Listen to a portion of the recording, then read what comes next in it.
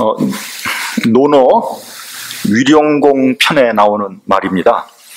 중국의 춘추 시대 때 공자의 수제자 중에 한 사람인 자공이 공자에게 부탁을 합니다. 제가 평생 동안 지켜야 할 좌우명을 하나 정해 주십시오. 그때 공자가 이렇게 대답합니다. 기소불효 물시어인이라. 굉장히 유명한 말입니다. 이게 무슨 말이냐면 내가 원하지 않는 바를 남에게 하지 말아라. 내가 원하지 않는 것을 남에게 시키지 말아라. 여러분, 이 말은 지금 중국의 시진핑 주석의 좌우명이기도 하다고 합니다. 그래서 그런지 시진핑이라는 사람이 그렇게 경우가 없는 사람은 아닌 것 같아요. 여러분, 우리 기독교에서도 이와 비슷하지만 이보다 더 적극적인 말씀이 있습니다. 누가복음 6장 31절을 보면 예수께서 이렇게 말씀하셨습니다. 남에게 대접을 받고자 하는 대로 너희도 남을 대접하라. 굉장히 당연한 말씀이죠. 남에게 대접을 받고자 하는 대로 너희도 남을 대접하라. 과연 우리가 그런가? 사람들이 윤리와 도덕을 철학적으로 거창하게 설명하고 있습니다만 사실 따지고 보면 별것 아니에요. 내가 하기 싫은 일 남한테 강요하지 않으면 되는 거예요. 또 내가 대접받고자 하면 남을 대접하면 되는 거예요. 그것이 최고의 윤리요 도덕입니다.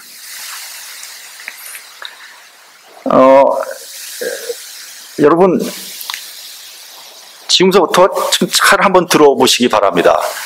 제 말을 이렇게 오해하지 마시고요. 자, 우리 한국은 경제적으로 한강의 기적을 이룬 나라입니다. 세계 최빈국이었습니다. 최빈국. 지금 아프리카보다 더 빈국.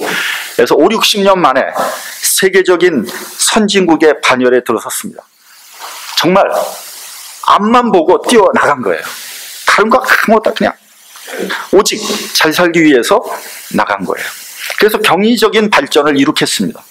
그 발전에 선봉에 쓴 사람이 누구냐? 박정희 대통령이에요. 그래서 지금까지 많은 그 부정적인 면이 있는데도 불구하고 인기 면에서 역대 최고의 대통령으로 추앙을 받고 있어요. 어떤 면에서 훌륭한 리더십이고 또 탁월한 성견지명이 있었다. 이를 평가합니다. 그래서 이제 우리나라가 경제적으로 전 세계 한 10위권 정도의 국가가 됐습니다. 그래서 서구의 어떤 나라와 견줘도 그렇게 떨어지질 않아요. 불란서, 이태리. 옛날에 그런 나라하고 어떻게 우리가 감히 비교를 하고. 근데 이제는 한국이 그런 나라하고 그렇게 크게 뒤지지 않아요. 오히려 어떤 것들은 더 낫단 말이죠. 전 세계에서 이렇게 고속 성장을 한 나라는 대한민국 한 나라밖에 없어요. 이게 대단한 일입니다, 사실은. 대단한 성과예요. 근데 그렇게 급속하게 발전한 결과 다른 한편으로 우리는 너무나 많은 것을 잃어버렸어요. 너무나 많은 것을 잃어버렸어요. 부작용이 심각합니다. 아시다시피 OECD 국가 중에서 1위가 많죠, 우리나라. 자살률 1위. 노인 빈곤율, 노인 자살률도 역시 1위입니다.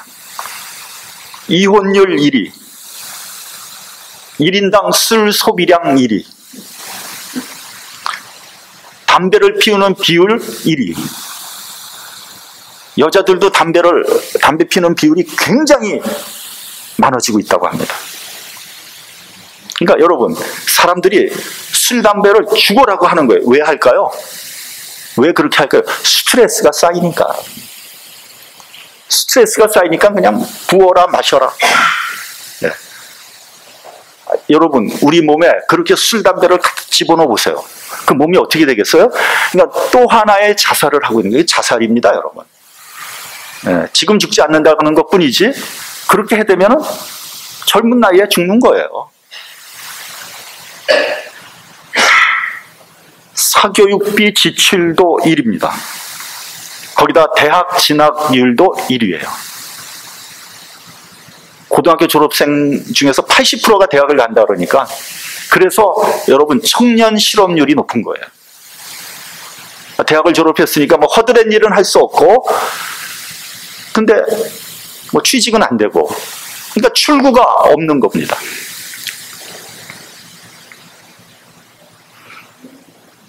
이런 모든 지표가 한마디로 대한민국이 어떻다는 거예요? 행복하지 않다는 거예요. 행복하지 않다는 거예요. 네. 살기는 괜찮아졌는데 행복하지 않아요. 사람들이 과도한 경쟁에 내몰려져 있는 거예요. 인생이 막장으로 치닫고 있는 거예요. 그래서 드라마도 다 막장이잖아요.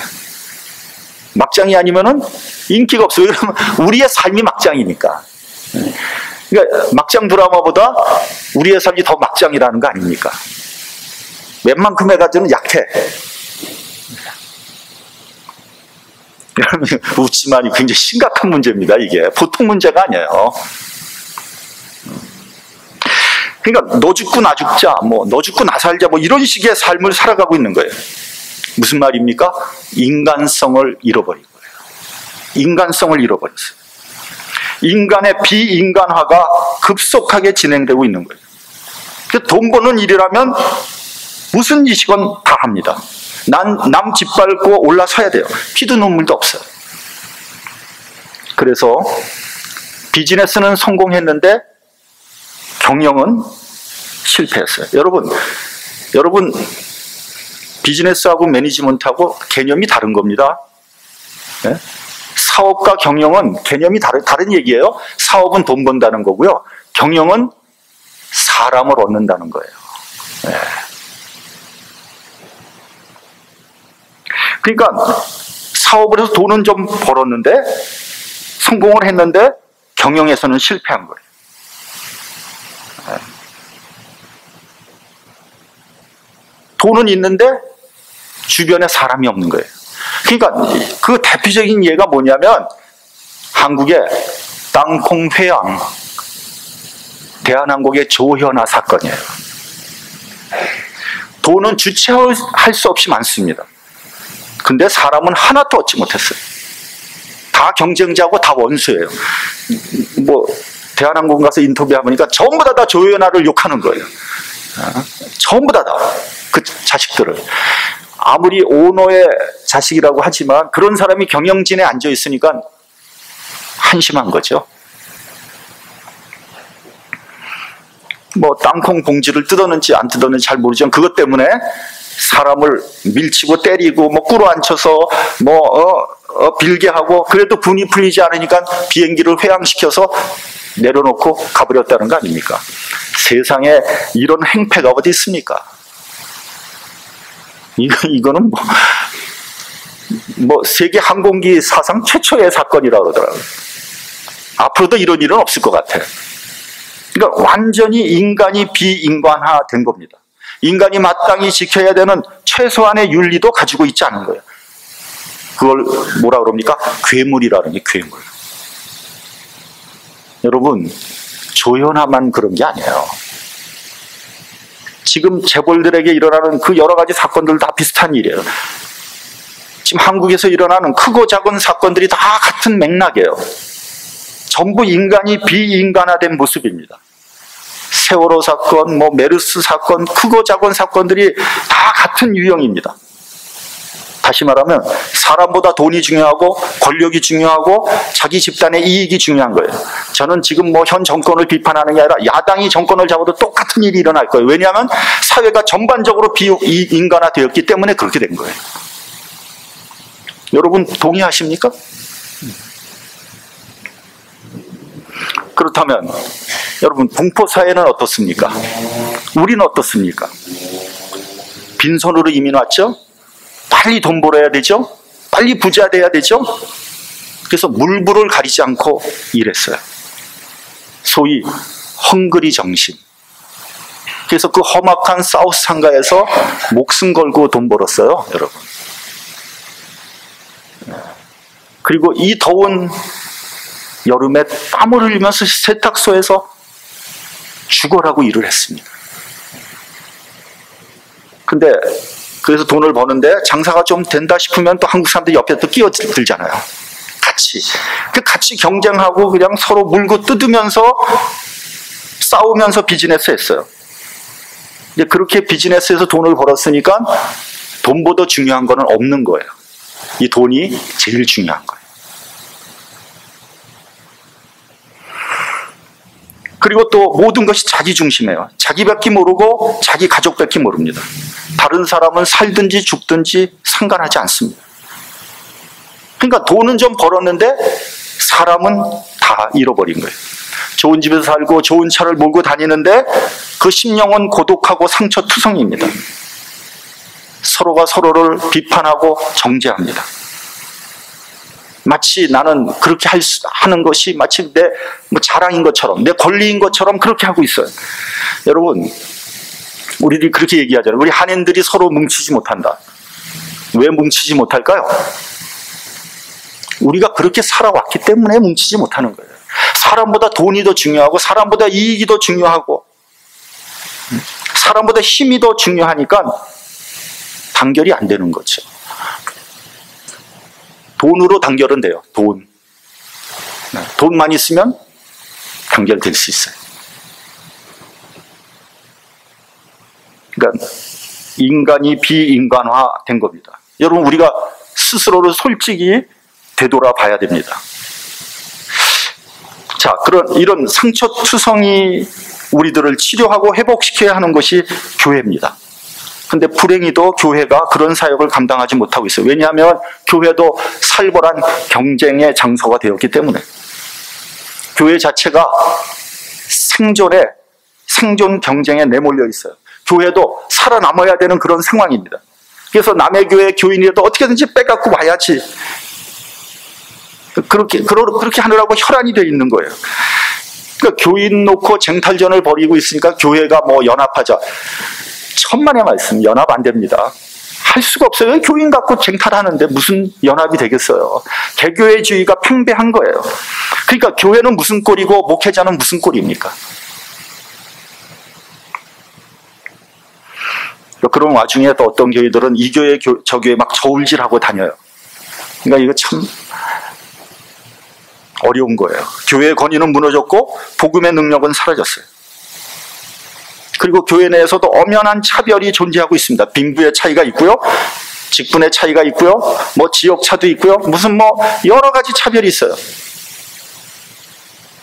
교회에서 수직적인 질서가 존재하고 있는 거예요.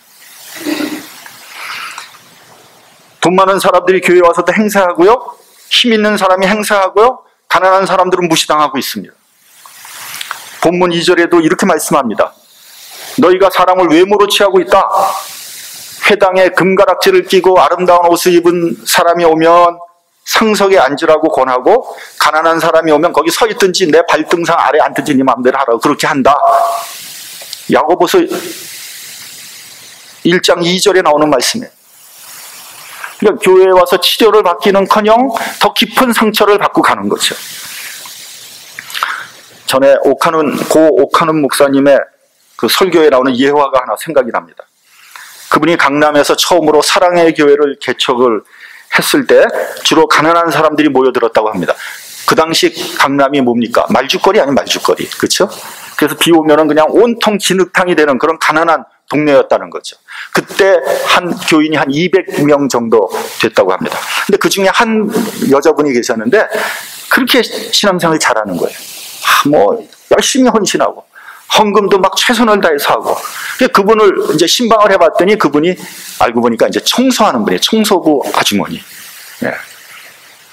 근데 강남이 변화됐잖아요. 그래서 한국에 내노라 하는 부자들이 몰려들기 시작한 거예요. 예. 교회가 엄청나게 부흥하기 시작했어요. 목사님이 눈꽃을 사이가 없는 거예요. 너무너무 바쁜 거예요. 그래서 누가 왔는지 갔는지 전혀 모르고 그렇게 지냈는데 하루는 편지가 한 통 왔더라는 거예요. 그 편지를 열어봤더니 바로 그 여성분의 편지였습니다. 그 내용은 이런 거예요. 교회가 부흥하고 너무 좋은 사람들이 많이 들어와서 너무 좋습니다. 그런데 저는 나보다 더 힘들고 어려운 그런 사람들이 모인 그런 교회에 가서 돕고 싶습니다. 그런 편지를 보냈다는 거예요. 그러니까 한마디로 위화감을 느꼈던 거죠. 그 편지를 받고 나서 목사님이 많이 회개했다고 돼 있습니다. 내가 무슨 목회를 하고 있나? 내가 지금 내 목회가 지금 뭐 하고 있는 건가? 그분이 그 설교에 그렇게 썼어요. 목회 생활을 하면서 두고두고 생각나는 분이 바로 그분이었다. 그렇게 수레하고 있었습니다.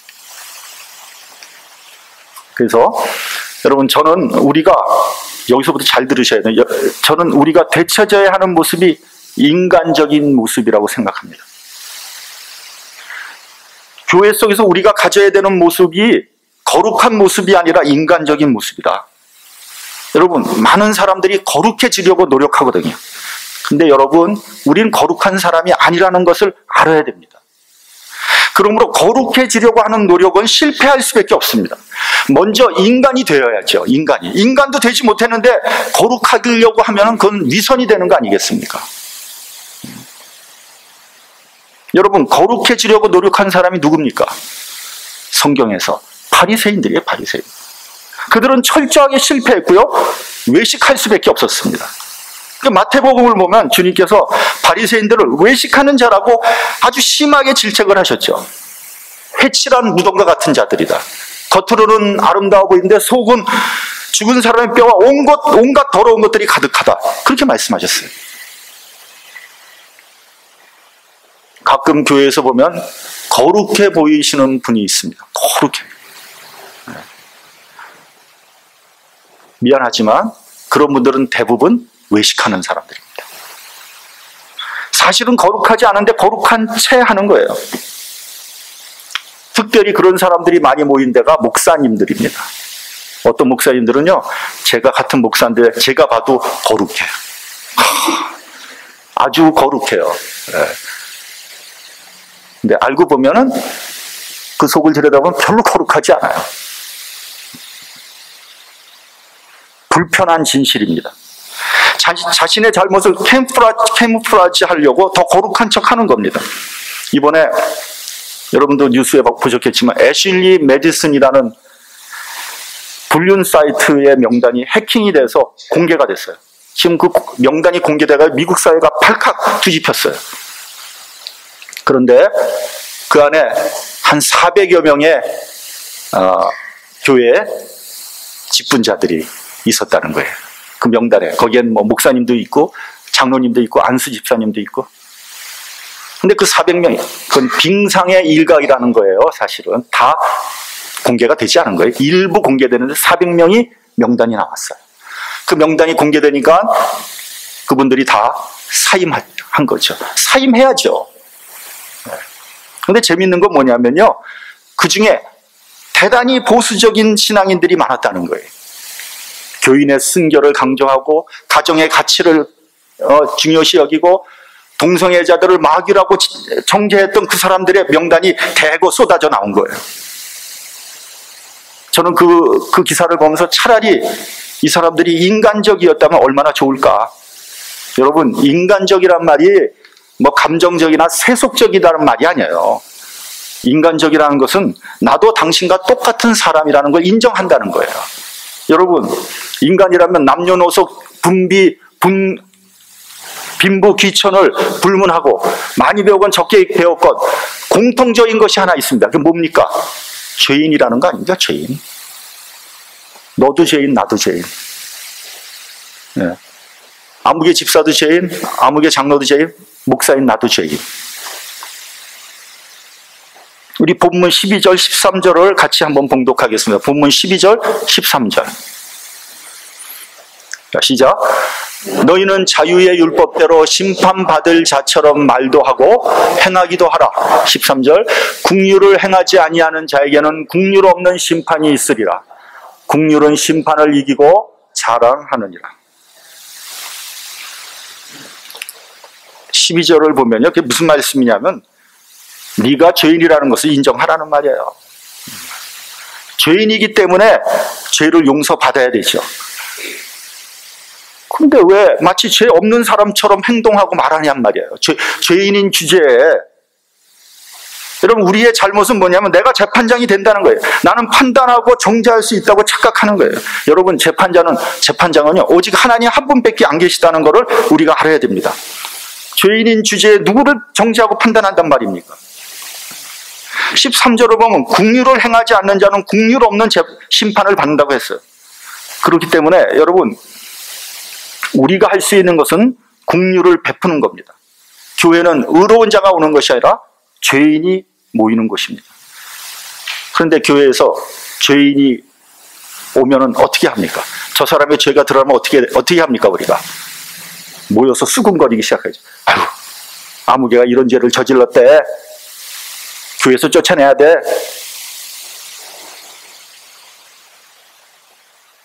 정죄하고 왕따시킵니다. 그러니까 죄인이 와서 치료받고 회복되는 것이 아니라 더 큰 상처를 받고 돌아가는 거예요.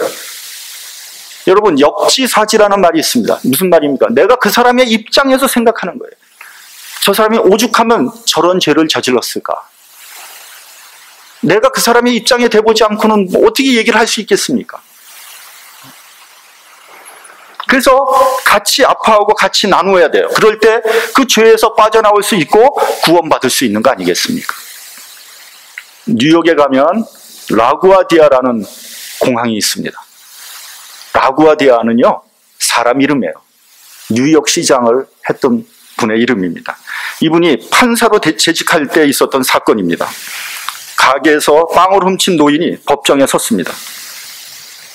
노인이 눈물을 글썽이며 말했습니다. 여러 날 굶었습니다. 눈에 보이는 것이 없었습니다. 라구아디아 판사가 근엄한 표정으로 판결을 했습니다. 당신의 절도 행위에 대하여 벌금 $10를 부과하겠습니다. 1930년대 $10면 굉장히 큰 돈입니다. 하지만 벌금은 내가 내겠습니다 하면서 지갑에서 돈 10불을 꺼냈습니다. 그리고 이렇게 말했습니다. 이 돈은 내 주변에 굶고 있는 노인이 있는데 나 혼자 맛있는 음식을 먹은 죄에 대한 벌금입니다. 여러분도 나와 같은 생각을 한다면 이 모자에 벌금을 내십시오 하고 모자를 돌렸어요. $47가 모였다고 합니다. 라구아디아 판사는 그 돈을 가난한 노인에게 주었습니다. 그러자 노인이 눈물을 흘리면서 말했습니다. 이제는 작은 일부터 시작하겠습니다. 결코 남의 물건을 훔치는 짓은 하지 않겠습니다. 그의 판결은 많은 사람들에게 알려졌고요. 라구아디아는 얼마 후에 뉴욕 시장으로 당선되었습니다. 하나님은 긍휼을 베푸시는 분입니다. 성경에 나오는 하나님의 이미지 가운데 대표적인 것이 있다면 두 가지가 있는데, 그 하나는 하나님은 아버지라는 이미지고요. 두 번째, 하나님은 목자라는 이미지입니다. 아버지, 자녀가 아무리 잘못해도 아버지는 자녀를 사랑하죠. 거기엔 조건이나 이유가 없어요. 무조건 사랑하는 겁니다. 자녀가 아무리 나쁜 짓을 해도, 정말 못쓸 짓을 해도 겉으로는 야단치죠. 저놈의 자식 호적을 파버려, 이러지만 속으로는 불쌍히 여기는 거죠. 긍휼하게 생각하는 거죠. 여러분, 이스라엘 백성들이 그렇게 패역하게 굴었어도 하나님은 자신의 백성을 버리지 않았어요. 왜요? 하나님은 긍휼의 하나님이시기 때문에 그런 거예요. 하물며 하나님의 자녀라면 어떻겠습니까? 어떠한 상황에서도 사랑하시며 긍휼히 여기시며, 그러므로 하나님께서 긍휼하게 여기는 자녀를 판단하고 정죄하지 마십시오. 그것은 하나님의 권한을 침범하는 죄를 범하는 겁니다. 둘째는 목자입니다. 목자는 양을 사랑하죠. 늑대로부터 양을 보호하기 위해서 아무리 추운 날도 목자는 양 우리에서 웅크리고 잡니다. 양이 잘못했다고 우리 밖으로 내쫓지 않습니다. 절대로 그렇게 하지 않습니다. 끝까지 오래 참고 선한 길로 인도하는 사람이 목자입니다. 선한 목자는 양을 위해서 목숨을 버립니다. 그렇기 때문에 우리는 긍휼에 대해서 다시 생각해야 됩니다. 첫째로 우리는 긍휼을 구해야 돼요. 긍휼을 구해야 됩니다. 내가 나는 긍휼이 필요 없어, 이런 사람 한 사람도 없습니다. 믿는 사람의 기본적인 자세는 하나님의 긍휼을 구하는 겁니다. 우리의 의는 온전히 포기해야 됩니다. 여러분, 우리가 의로우면 얼마나 의롭고 우리가 잘나면 얼마나 잘났겠어요. 우리가 공로가 있으면 얼마나 있겠습니까? 우리가 구할 것은 오직 하나님의 긍휼입니다. 누가복음 18장을 보면 바리새인이 이렇게 기도했습니다. 나는 일주일에 2번 금식했고 소득의 11조를 꼬박꼬박 드렸습니다. 나는 토색하지 않았고 불의하지 않았고 간음하지 않았고 세리와도 같지 않습니다. 근데 세리는 이렇게 기도합니다. 멀리 서서 감히 눈을 들어서 하늘을 우러러 보지도 못하고 다만 가슴을 치며 하나님이여 불쌍히 여기소서 나는 죄인입니다. 이렇게 기도했어요. 예수께서 바리새인보다 세리가 의롭다고 말씀하셨어요. 여러분, 교회에서 바리새인 되지 마세요. 둘째로 긍휼을 베푸는 마음이 있어야 돼요. 내가 긍휼을 내가 받았다면 나도 긍휼을 베풀어야 되지 않겠습니까? 누가복음을 보면 부자와 나사로의 이야기가 나옵니다. 나사로는 죽어서 아브라함의 품에 안기고 부자는 어디 갔습니까? 음부에 떨어졌어요. 그래서 뜨거운 불이 있는 데서 고통을 당합니다. 그런데 성경은요, 부자가 무슨 죄를 저질렀는지를 말하지 않고 있어요. 왜 그가 지옥에 가서 그렇게 고생을 하고 있는지를 잘 모릅니다. 우리가 알 수 있는 것은 다만 부자는 긍휼을 베풀지 않았어요. 거지가 밖에서 구걸하고 있는데 부자는 산에 진미를 차려놓고 먹으면서 연락했습니다. 아니, 내 돈 갖고 내가 마음대로 하는데 무슨 문제가 있습니까? 내 것 갖고 내가 산에 진미를 차려놓고 넣고 먹던 그 무슨 상관이 내가 죄입니까 그게? 내 주위에 굶주려 죽어가고 있는데 전혀 신경 쓰지 않았습니다. 성경은 그것을 부자의 죄라고 말하고 있습니다.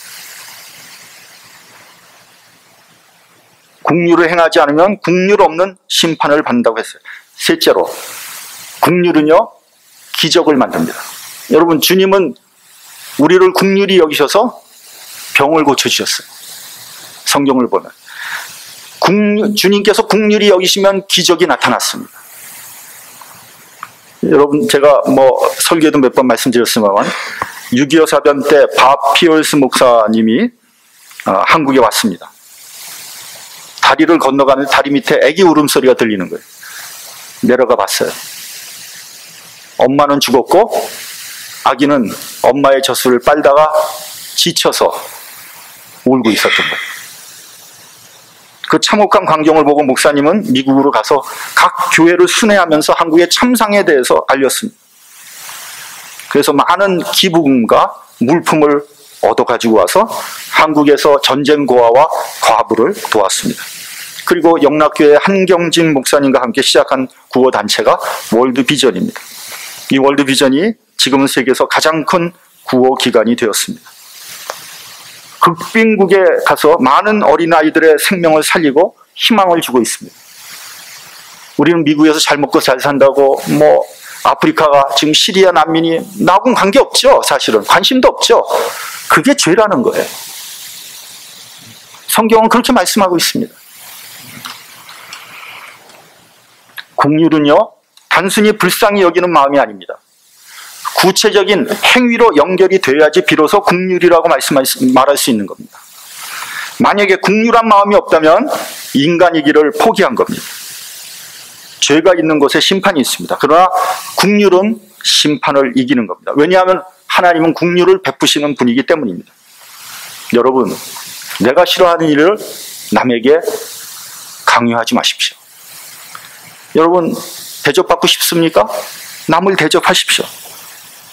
그것이 최고의 도덕입니다. 그러나 그리스도인이라면 한 걸음 더 나가서 긍휼을 베푸는 그러한 성도들이 되기를 바랍니다. 그래서 심판을 이기는 저와 여러분이 되기를 주님의 이름으로 축원합니다. 기도하겠습니다.